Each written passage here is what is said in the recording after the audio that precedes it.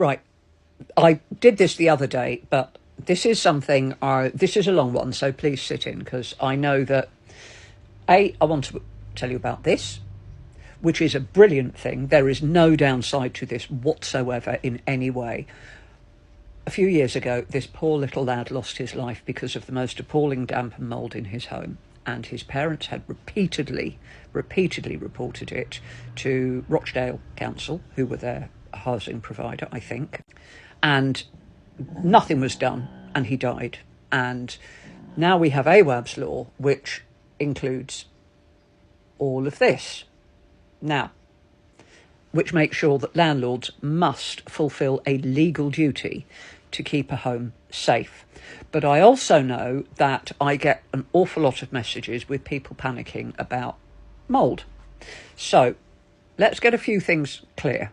These are photos from that child's home. This is his home. And also here. It is, as you can see. I mean, it's absolutely disgraceful. It was awful.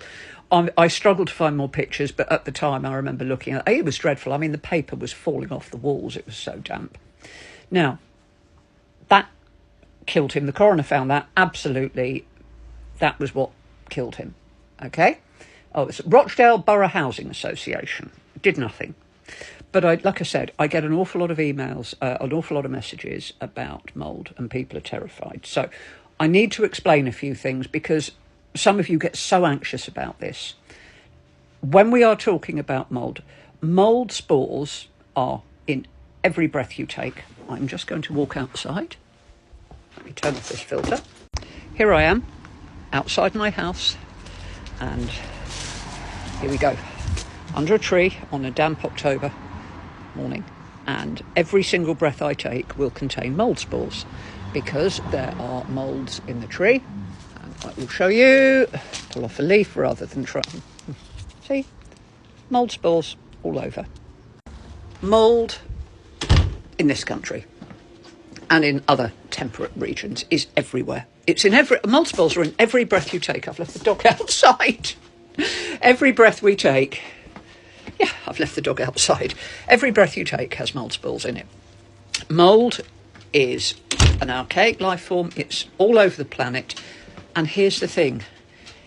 It is not, in and of itself, dangerous. It's like bacteria. It would not be beneficial to you to live in a home that is completely free of bacteria. You have bacteria on you and in you. And if you walk into your bathroom and there's a little smatter on the top of your ceiling where the ventilation is poor, maybe you've left the shower door shut, the door shut, wipe it off with a cloth and it'll be absolutely grand. The enemy of mould is dryness. Now, you've seen the pictures of Awaab's flat, how severe that was. Mould is normal and it is common. A little bit of mould is not something to be scared of. And like I said, I'm talking about England because I know in tropical countries where it's hot and damp, it can become a problem really quick. I'm not talking about there. I don't live somewhere like that. I live in England, where mould turns up in damp places. Oh, hold on. Can you get up on your own? She's getting old. Oh, she's done it. She's getting old. She struggles to jump up on her own now. But mould is common. Now, I'm not saying ignore it because it's unsightly and it stains. But a little bit of mould, if you are a healthy human, is not going to cause you any harm. Okay? Yes, in people with certain lung diseases and immune issues, yes, it can be a problem. But for most people, a little bit of mould isn't going to do you any harm whatsoever, and there's no need to panic. What you can do, one of the common places in the corner of the bathroom up near where the shower is, because you've got the extractor fan, but there's a little patch of dead air in that corner and it doesn't quite get the damp out. Things that you can do about that is when you've taken a shower, make sure you leave the light on so that the extractor fan keeps working for a while, or open the window. But more importantly, leave the door open to the bathroom, because that allows a through flow of air and it will help take the moisture away. Because the one thing you don't want is damp. Awaab's flat was running with damp, and because it was running with damp, it was thick with mould. His mother couldn't keep up with it.